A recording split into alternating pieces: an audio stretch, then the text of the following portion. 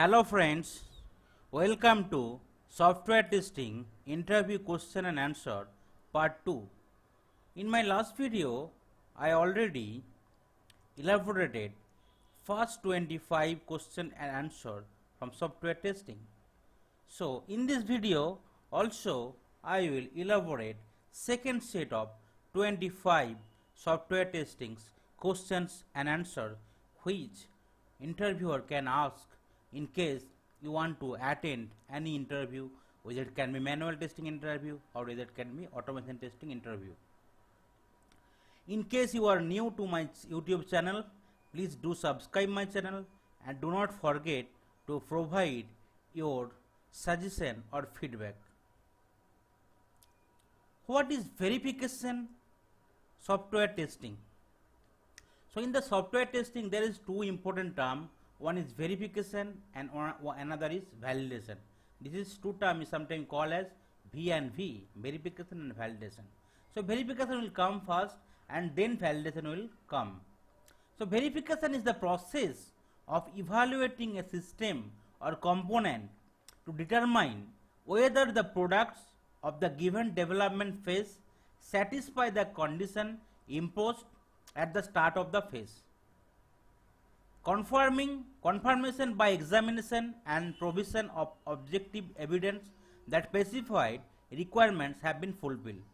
So whatever we want to develop, so we will be seeing at the start of the phase that has been developed or not. So in a short term, have we built the system according to the specification or not, that is called verification. Whereas validation is nothing but the confirmation by examination and provisions of objective evidence that the particular requirement for a specified intended use have been fulfilled, ensuring that we have built the product as the user intended to be used. So in a short term, was the specification correct? So whereas through verification we can verify whether we build the system according to the specification. That means whether we have tried to cover all the requirement, right, accordingly or not. Whereas in the validation, right, in case we are building the product based on the requirement, we will check after the product development is complete that the product, whatever requirement we tried to implement, whether those has been fulfilled or not, or was the specification correct or not. What is top-down integration testing? So in the integration testing, you already seen in my last video, there are a few more types of integration testing available, right? One is kind of top-down approach, one is bottom-up approach, one is Big Bang approach, like that. So in the top-down approach, we will be starting from the top and we will be going to the down level, right? So main program is tested first. Modules are integrated one at a time. Major emphasis is on testing interface. Interface error are discovered early. Test stubs are needed. Error in critical modules at low level are found late. Use depth first approach. Design error detected early. So we will be trying to start testing from the top to the bottom, right? So definitely main program we are trying to test first. After that we will be going to the sub program, right?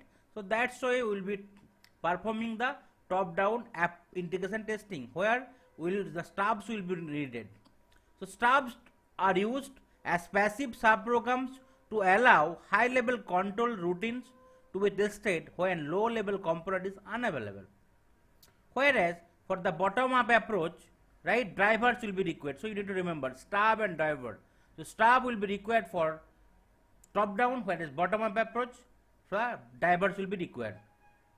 So bottom-up integration testing is nothing where we will be trying to test from the bottom and to the root level, right? So test low-level unit first. Modules are integrated one at a time.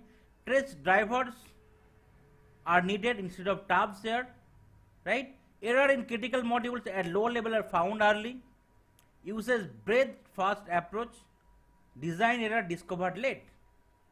Drivers are used to run low-level modules and to test the interface or links between them. So this is the two important integration testing approach we should use.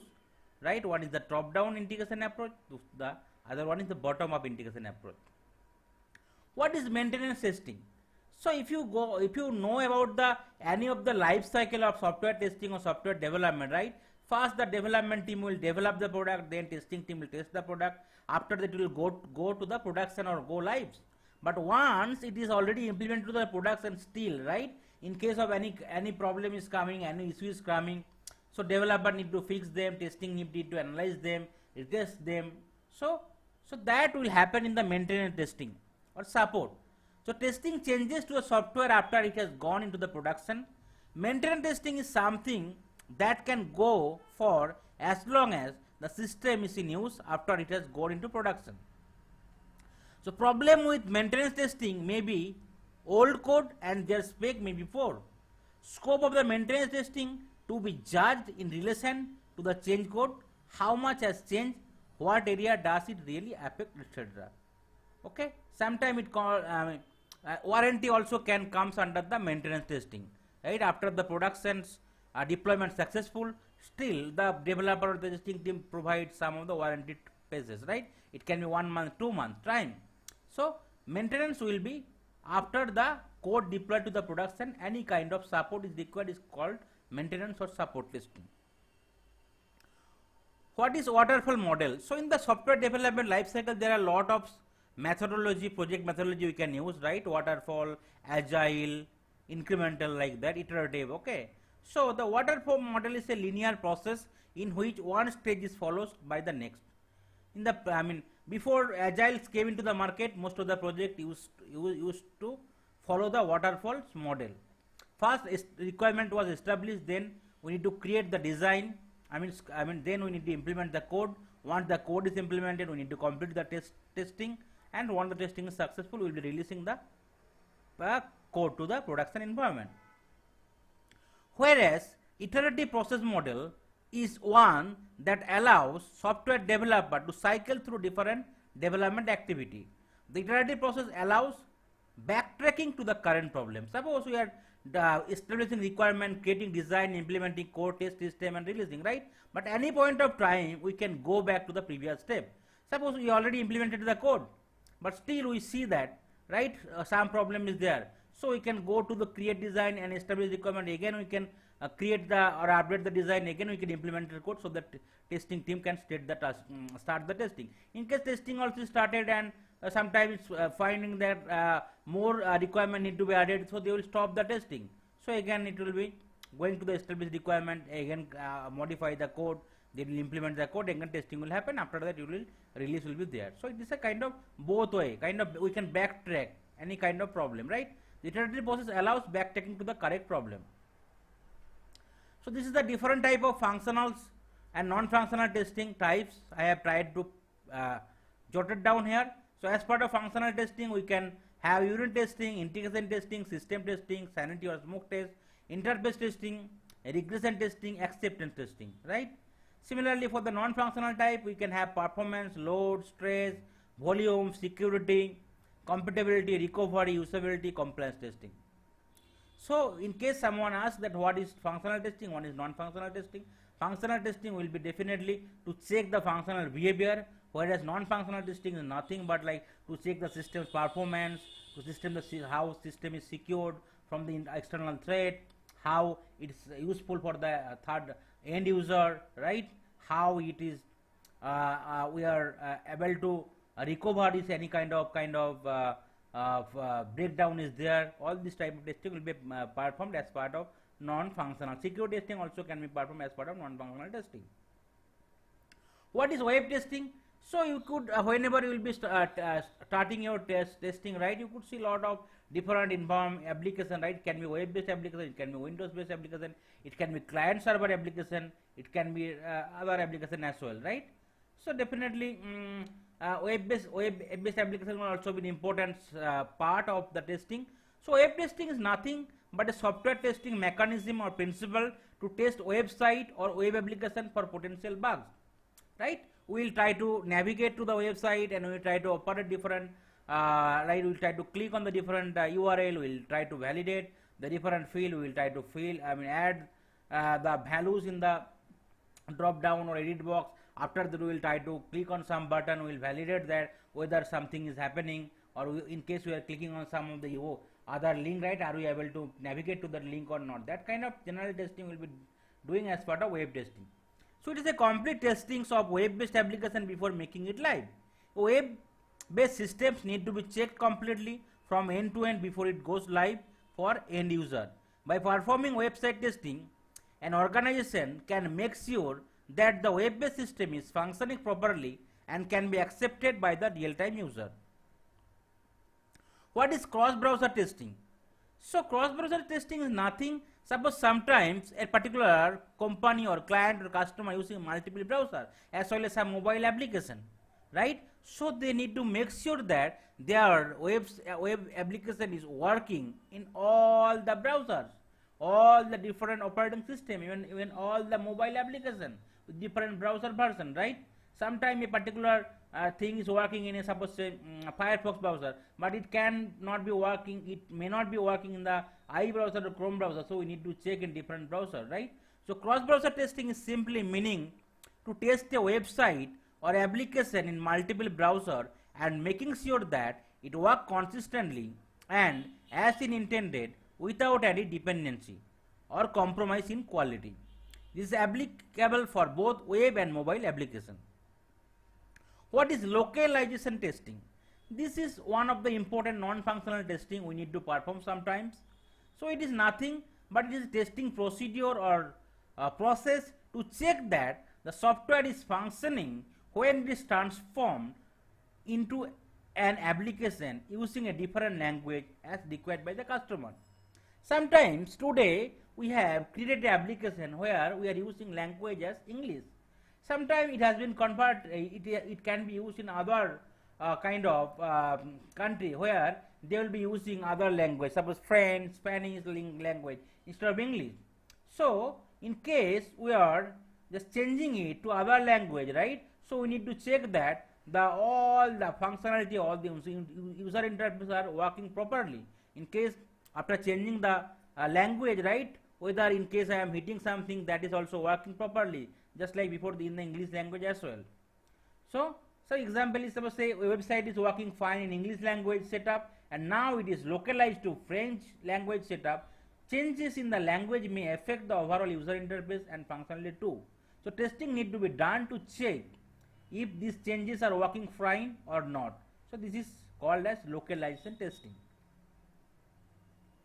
What is end-to-end testing? So end-to-end testing will be definitely part of your functional testing, right? So once your unit testing is done and your integration testing is done, then we need to perform the end-to-end testing to validate that your application is working properly from top to bottom, right? Okay. So end-to-end testing refers to a software testing methods that involves testing an application workflow from beginning to end. This method basically aims to replicate real user scenario so that the system can be validated for integration and data integrity. Similar to system testing, end-to-end testing involves testing of a complete application environment in a situation that mimics real world use, such as interacting with the database, using network communication, or interacting with other hardware application or system if appropriate. With the help of end-to-end testing, user can test the entire flow like logging into a website, right, searching the product and adding them to the cart and then confirming the booking. After that, once the booking is confirmed, they want to buy the product with appropriate payment from an online store. What is test management tool? So whenever we are performing any kind of testing, we need to maintain all our artifact, right, in some of the tools. Okay, so I will discuss all the testings, right, how we can analyze the requirement. After requirement analysis is done, how we can create our test scenario, how we can create test cases, how we can execute them, how we can create a defect, how we can process the defect management life cycle, right? So everything need to be stored in some of the test management tool. Okay, the term test management encompasses anything and everything that tester need to do to take the help of a best and efficient test management software to perform this task. The tester day-to-day activity includes creating and maintaining release, project cycles, component information, creating and maintaining test artifact specific to each release or cycles for which they need to create requirement, test scenario, test set, cases, etc. They need to establish traceability and coverage of the test scenario and test cases with the requirement, right, to make a proper track. Test execution report. Once the test design completed, will be performing different test execution cycles, right? So once execution is done, we need to publish the test execution report where we need to maintain the test execution status, right? How many test cases failed, passed, right? And we need to present in some of the test execution so you need to maintain it somewhere, so that from there we can easily publish the test execution report or support to the respective stakeholder. Metric collection or report graph generation for analysis. Sometime once execution is done, design is done, we need to publish the report. We need to identify how many test case design, how many scenarios is there, what is my coverage, different kind of metrics you need to collect, right? Any kind of any kind of test requirement is not covered in test cases, right? In cases, what is the defect density, everything, right? We can collect it from the test management tool. And another one, last important, is defect management. The main objective of the tester is to log the defect and to maintain the defect and to close the defect before the product go to the productions, right? Before application go to the production. So in case we are not maintaining defect in a proper way, so there can be some losses of defect, right? We can lose some information, critical information, key information for the defect, and there can be chances that some of the defect can be missed, to fix it, and in the real-time environment after the deployment is successful, there can be some defect leakage. The test management process involves the set of tasks or activity that are mentioned above. The process is critical, detail-oriented, and instrumental in order to make sure that the entire testing effort is successful. What are the best test management tools available in 2021? So I have tried to list it few of the important test management tool, but few of there is like kind of free, and most of them are license oriented, right? We need to buy the license from that tool. Jira, TestRel, TestCaseLab, QA Complete, ALM, Rally, Azure, TestPad, right? Zephyr Skill, Test Monitor, Xqual. These are the important best test management tools in 2021. What is boundary value testing? So this is the one of important testings we need to perform to check if any defect exists at boundary values. Boundary value testing is used for testing a different range of numbers. There is an upper and lower boundary for each range, and the testing is performed on this boundary value. So suppose every wall is a boundary, right? If we want to validate that wall, we need to check whether the wall is working and both the side of the wall is working properly or not. So in case we need to check a boundary value for, suppose I have given an example, right? We need to check the varieties range for a number 1 to 100. So definitely for 1 we need to check 1 as well as the pre-1 and the post-1, that means 0 and 2. And we can check few of the importance between number like 50, 60, 55 like that. And similarly for the upper range also we need to check, for the 100 we need to check 99, 100 and 101.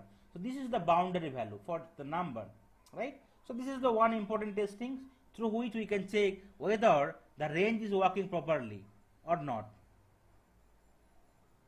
What is risk-based testing? Okay, sometimes we can perform different variety of testing, like unit testing, integration testing, system testing, regression testing, end-to-end testing, like that. But not all the times, right, the project QA team will get adequate time to test all the important testings, right? Sometimes due to some certain conditions, right, sometimes development team got delay and other issue in the environment, right, the testing need to be completed. Suppose initially they have given time 6 months, but now testing need to be completed with 3 to 4 months. So in that particular time, it is sometimes it is not possible to test all the test cases, all the important functionality.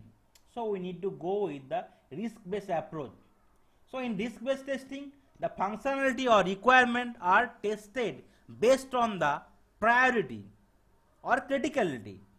So risk-based testing include testing of highly critical functionality which has the highest impact on business and in which the probability of failure is very high. Though we need to consider two important aspects. One is the criticality, the functionality, how much critical to business, and what is the probability of failure for that particular module or functionality. Then based on the criticality and the priority, we will rate all the test cases from the ordering, and then we will identify critical, high, medium and low, right? And then definitely we will try to focus all the criticals and high. After that we will proceed to the medium, and in case we are having some time we will go to the low. So that's why risk-based testing happen. So the priority decision is based on the business need. So once the priority is set for all the functionality, then high or critical priority functionality or test case will be executed first, followed by medium and then low priority functionality.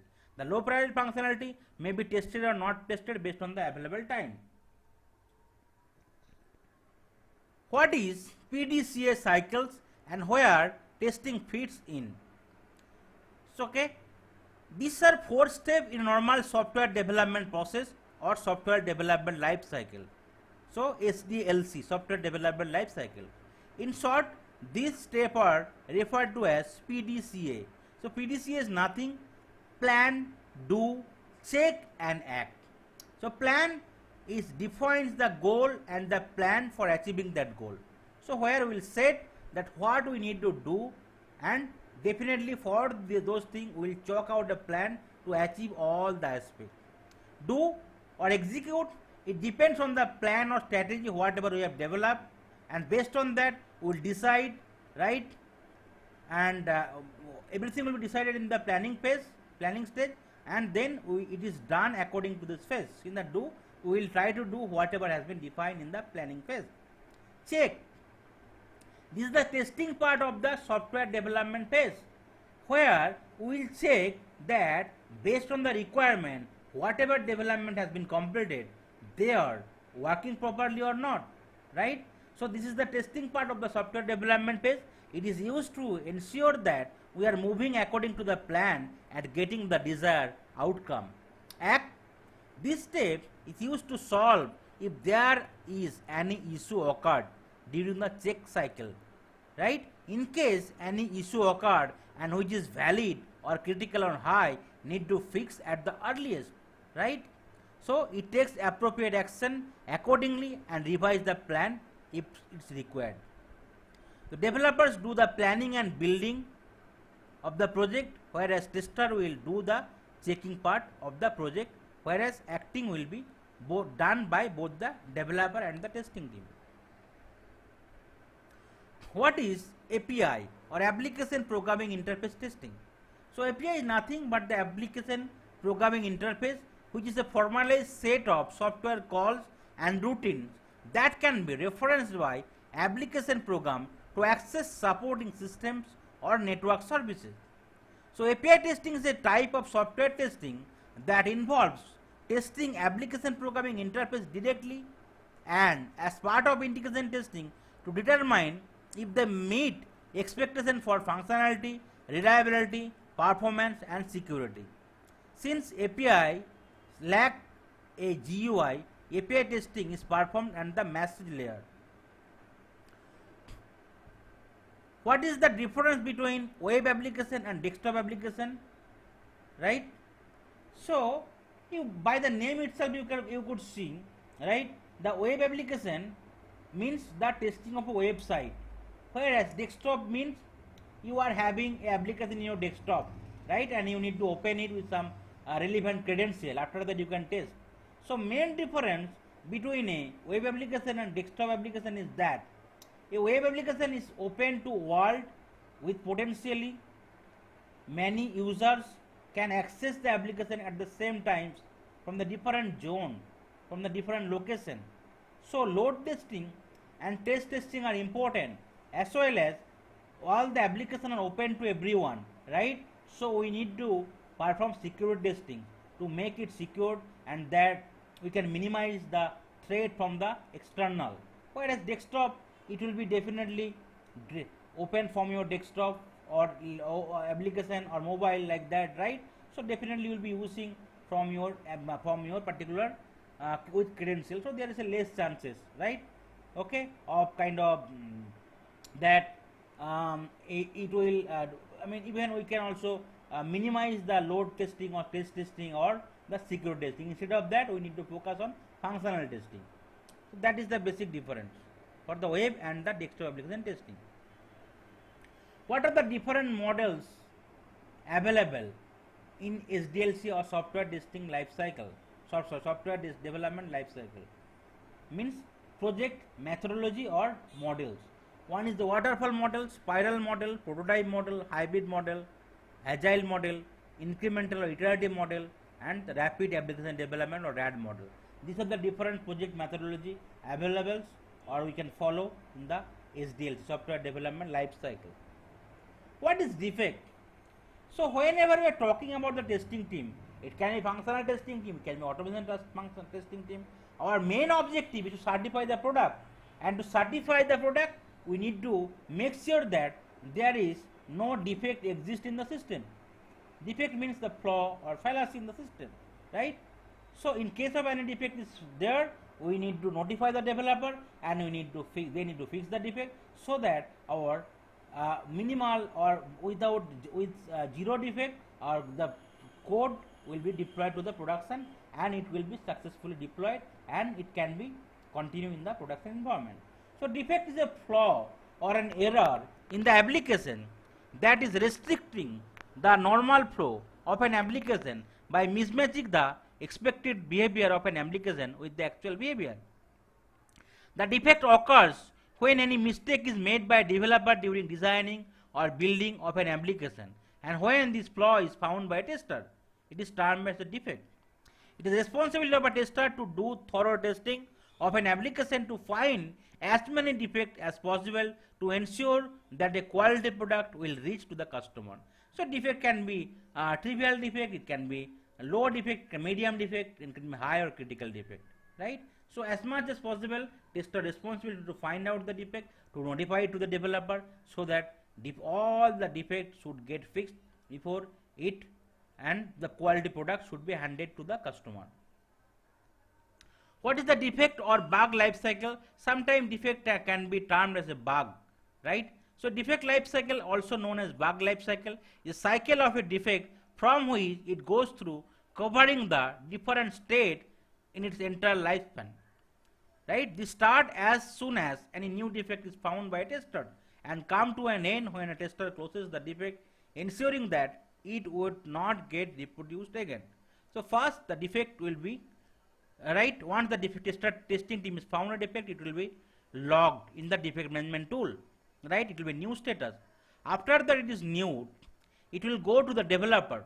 Developer will validate the defect. In case it is not a valid or it is working properly, they will reject the defect. In case it is fine, so they will open the defect and they will try to fix the defect. They will try to change the code and they need to fix the defect. Once they fix, it will again reach to the QA team for their retest, and the QA team will retest. In case it is working fine, they will close the defect. In case it is not working fine, it will again reach to the developer to fix it again. Sometime open defect will not be fixed in that particular cycle or in that particular release because of the other priority work, right? And sometime it can be deferred so that those defects can be fixed in the later releases as well. So that is the overall defect life cycle. What is the basic difference between rejected, deferred and duplicate defect? So rejected defect is nothing but the defect has been logged by the testers, right? But the development team is not acknowledging the defect as a defect. So as per them, it is working as per the expectation. Sometimes proper evidence is not there in the defect, so they can reject the defect, right?